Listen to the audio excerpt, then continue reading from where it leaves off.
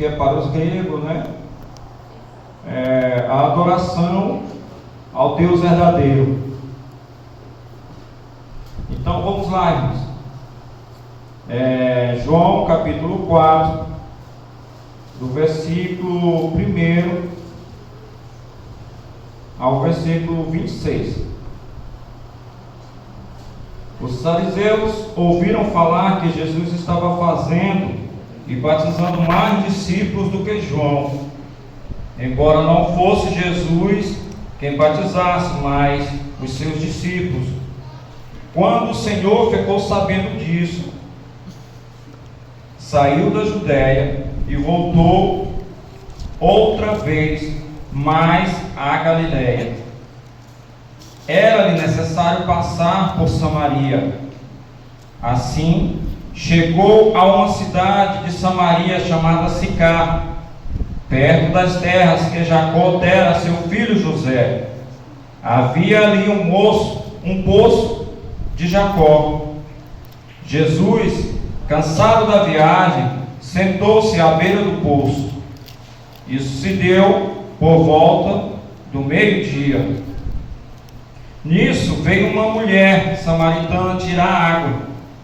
Disse-lhe Jesus: dê-me um pouco de água. Os seus discípulos tinham ido à cidade comprar comida. A mulher samaritana lhe perguntou: como o Senhor, sendo judeu, pede a mim, uma samaritana, água para beber? Pois os judeus não se dão bem com os samaritanos. Jesus respondeu: se você conhecesse o dom de Deus e a quem está pedindo água, você lhe teria pedido e dele receberia a água viva. Disse a mulher: Senhor, não tem com que tirar água, e o poço é fundo. Onde pode conseguir essa água viva? Acaso o Senhor é maior do que o nosso pai Jacó, que nos deu o poço do qual ele mesmo bebeu, bem como seus discípulos e seu gado? Jesus respondeu: quem beber desta água terá sede outra vez, mas quem beber da água que eu lhe der, nunca mais terá sede.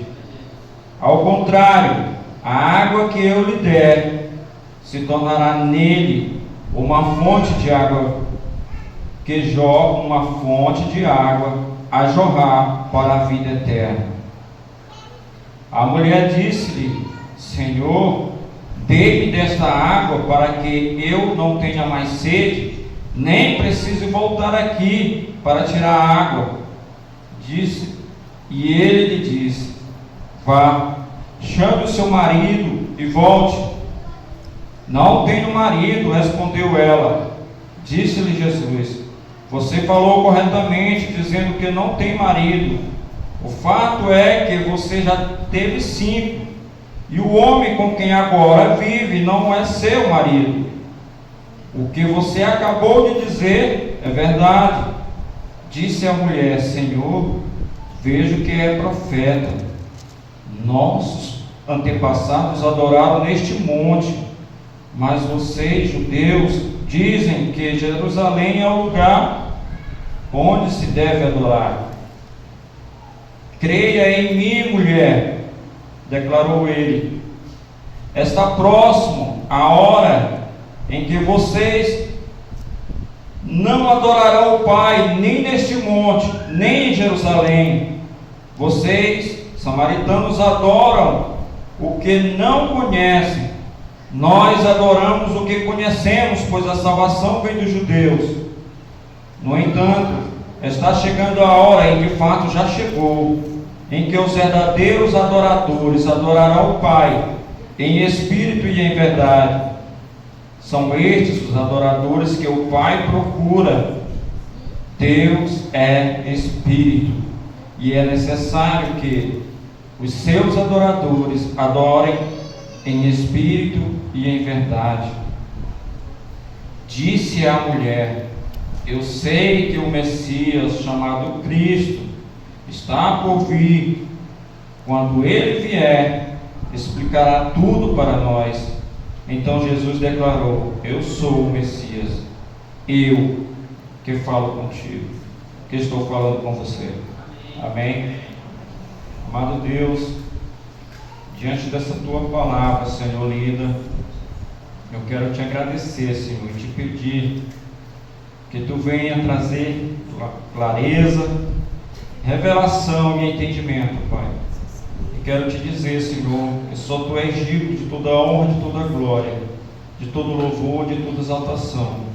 Por isso estamos aqui, ó Deus, para te adorar e receber de ti, Senhor, pois tu tens todo o poder, ó Pai, em nome de Jesus. Amém.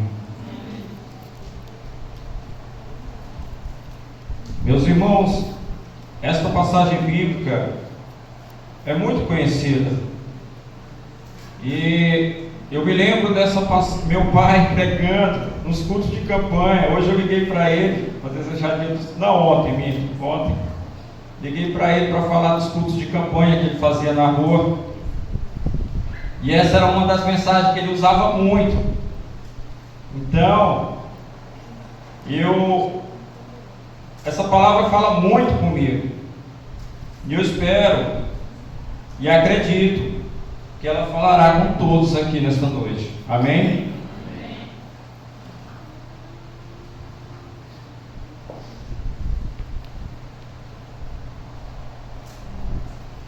Irmãos,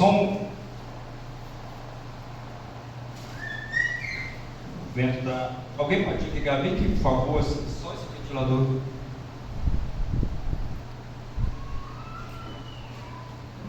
Irmãos, eu gostaria de, não sei se vai dar tempo para a gente detalhar algumas coisas, mas o autor do capítulo 4, que é João, ele traz alguns relatos, de quanto o ministério de Jesus havia crescido. Ele já batizava mais gente do que João, e as pessoas, elas ansiavam muito pelo batismo de João. Os fariseus, que eram aquelas pessoas os religiosos, que não criam, mas quando Jesus começou a pregar, eles procuravam João no deserto para ser batizado. E João, indignado às vezes, ele dizia: raça de víbora, quem vos instruiu a fugir da ira vindoura? Quer dizer, João queria o arrependimento, mas eu acredito que aquilo era dele. Ele não queria o arrependimento dos fariseus, porque eram os fariseus, os religiosos, que deveriam apresentar Jesus, apresentar a responsabilidade de levar a Deus às pessoas. Então, o sucesso de Jesus concernente ao Evangelho já tinha crescido muito. Jesus já era conhecido, mas Jesus abandonou, se você for prestar atenção, ele deixou o movimento da cidade. Ele tinha algo específico para fazer. E no versículo 6, ele fala, o autor fala da hora. Era meio-dia, era uma hora que ele sentiu cansaço, e era uma hora em que o poço estava vazio, está entendendo? Poucas pessoas iam ali, e ali apareceu aquela mulher. Jesus tinha um propósito na vida daquela mulher. No capítulo 7, do capítulo 7 ao 9, a mulher aparece. Irmãos, Jesus,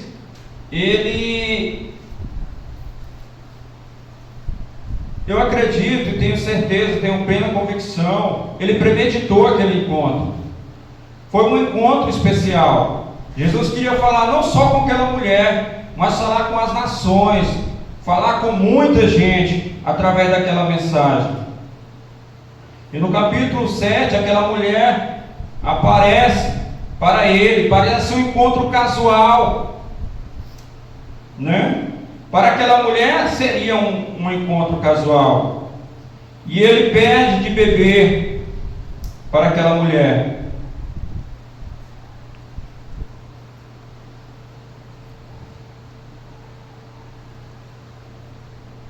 E quando ele pede de beber para aquela mulher fica surpresa, porque a mulher viu que ele era judeu, né? Que os judeus não se comunicavam com os samaritanos. Isso era histórico.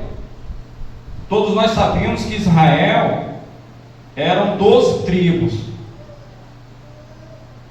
E 10 das tribos, quando Salomão morreu, que houve a divisão dos reinos, 10 das tribos, elas não quiseram seguir mais com Judá. Elas abandonaram a Deus completamente. Eles se envolveram com a idolatria. Eles se contaminaram com o mundo. Eles não quiseram mais ter identidade com Deus por causa da opressão do rei. Mas Judá e a tribo de Benjamim, a Bíblia diz que eles conservaram adorando a Deus. Eles conservaram com as festas, com a lei, com os ensinamentos bíblicos. E aquilo criou uma rivalidade entre eles. Virou uma questão política e muito grande. Muitos não criam mais em Deus. Aqueles que se envolveram na idolatria, eles procuraram outros deuses, construíram outros altares. Está entendendo? E eles não queriam mais adorar a Deus, não queriam nenhuma identidade com Deus, de forma que aquelas tribos elas se perderam. Mas havia remanescentes que guardaram a história. E eles discutiam entre si sobre como adorar a Deus, né? Porque Davi construiu a cidade de Jerusalém, e lá foi construído o templo, onde os judeus adoravam a Deus. E como eles eram samaritanos, havia uma região, era como se fosse um outro estado diferente, um estado pagão. De forma que, eu acho que para a gente ilustrar bem, seria o encontro de um religioso com um macumbeiro, por exemplo, né? Um religioso e um macumbeiro, eu acho que eles não vão se entender bem, não. Uma vez eu estava de serviço aqui no bairro Santa Rita, né? Com meus colegas. Eu nunca tinha entrado num terreiro de macumba. Aí meus colegas disseram assim para mim: Toniel, está tendo um negócio aí, um evento aí de terreiro de macumba. Nós estamos de serviço. Tu vai lá? Eu falei, cristão, né? Diga, eu vou. Não estou de serviço, né, para ir? Não pediram apoio? Vamos lá, meu amigo. Aí nós entramos, irmão, nem me lembro direito, já tem tanto tempo. Eu entrei e saí, não vi nada. Está entendendo? Eu acho que na mesma hora que nós entramos lá, disseram: não, já tá bom, só presente vocês aqui, já entrei e saí e fui embora. Então, eu acredito que aquela mulher ficou surpresa, porque os judeus era como se fosse uma outra religião para eles. Eles não se entendiam: não, nós adoramos o Deus verdadeiro. E ele dizia: não, mas esse Deus aí, não sei o que, colocavam dúvida, né? Porque ele já estava envolvido com a idolatria.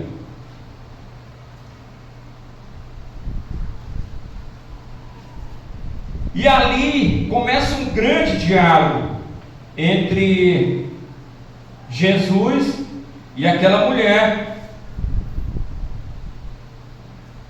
No capítulo 10, Jesus expressa que a vontade dele não era receber, e sim dar.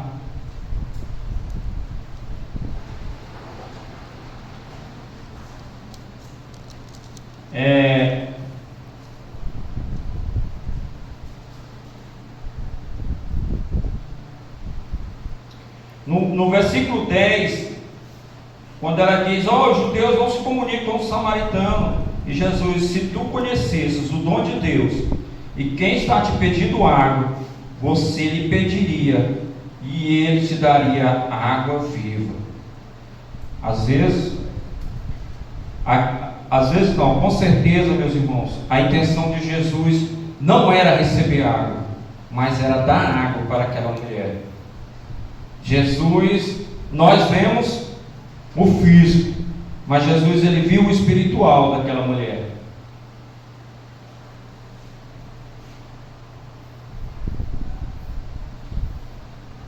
E ela, no capítulo 11, ela já se expressa com ele diferente. É como se ela estivesse se solidarizando com ele, porque sentiu a firmeza na palavra dele. E ela diz: Senhor, tu não tem com que tirar água, e o poço é fundo, onde pode conseguir água viva?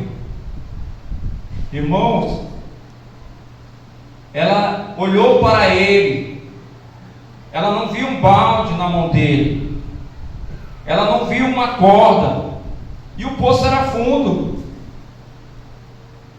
Ela estava olhando para as coisas materiais. Ela achava que a solução para a água viva, para ela viver, era ela ter uma corda para tirar, para colocar no balde e descer ao poço para buscar água. Aquilo impressionou ela. Está entendendo? Às vezes, irmão, nós confiamos nas coisas materiais. Não, para mim viver bem, para mim me dar bem, eu preciso disso, eu preciso daquilo. Irmãos, a palavra de Deus diz que nós temos que trabalhar como se Deus, Ele não viesse, mas está esperando todos os dias, como se Ele viesse hoje, né? É uma analogia, irmãos, para nossos dias, para nós não nos apegarmos às coisas materiais, para nós entendermos que a solução dos nossos problemas muitas vezes não está em conseguir algo, em alcançar algo, porque aquela mulher, ela tinha o balde, ela tinha a corda para tirar água. Mas Jesus reconhecia nela uma necessidade muito grande de ela alcançar algo maior. Jesus cria nela uma sede. Amém?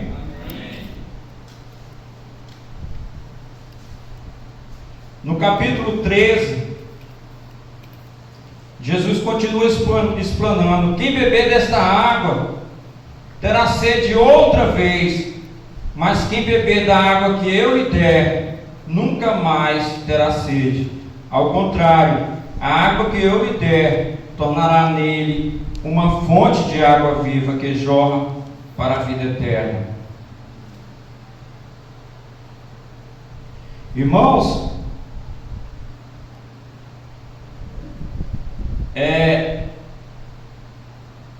Jesus, a palavra de Deus diz que Jesus, quando ele falava com convicção. Aquela mulher, ela se surpreendeu: será que existe essa água? Jesus despertou nela uma sede. Jesus conhecia a vida daquela mulher.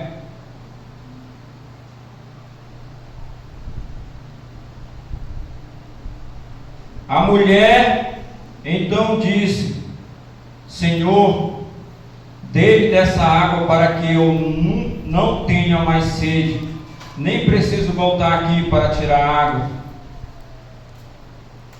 Irmãos, aquela mulher, quando ouviu as palavras de Jesus, ela não sabia o que era que ele tinha para oferecer, mas ela começou a crer. Aquilo penetrou no coração dela. E ela se interessou na água que Jesus tinha para dar para ela. E ela disse assim: dá-me desta água, para que eu não precise voltar mais aqui. Quer dizer, ela queria que Jesus resolvesse o problema dela, porque talvez o problema dela era ter que ir buscar água naquela hora, num sol causticante. Então ela viu em Jesus a solução de um problema pessoal. Ela tinha dificuldade de buscar água, então ela não queria mais estar se expondo, ter que ir lá. Então ela pensou assim: não, eu quero essa água, eu quero para mim nunca mais precisar voltar aqui para beber. E quando Jesus viu ela se interessando por essa água, ele disse assim: vai, chama o seu marido e volte. Opa! Jesus não tinha, ali só tinha ela e Jesus. Mas Jesus, a água que Jesus tinha, não era só para ela. Está entendendo? Jesus disse assim: não é só para ti a água que eu tenho para te dar. Vai lá, chama o teu marido e volte. Às vezes, meus irmãos, nós queremos ser abençoados por Deus e achamos que está tudo bem. Não, Deus me abençoou, eu estou tranquilo, Deus resolveu meu problema, eu conheci Jesus, eu fui lá na frente, levantei a mão. Mas como o nosso pastor prega aqui muitas vezes, ele diz: irmão, se Jesus tivesse a intenção só de nos salvar, na hora que nós levantasse a mão, ele matava, né? E Jesus falou essa frase para ela: vai, chama o teu marido e volte. Aí aquela mulher se aperreou. Ela disse: ele não me conhece. Eu acredito que ela imaginou, né? Ele não me conhece. Eu não tenho marido. Eu não tenho marido. E agora, como é que eu vou receber essa água? Aí Jesus disse para ela: você falou corretamente dizendo que não tem marido. Fato é que você já teve 5, e o homem que agora vive não é seu marido. O que você acabou de dizer é verdade. Irmão, Jesus não queria constranger aquela mulher quando ele disse assim: vai lá e vai, traz o teu marido. Jesus não queria expor a vida dela, dizer que lá você não tem marido.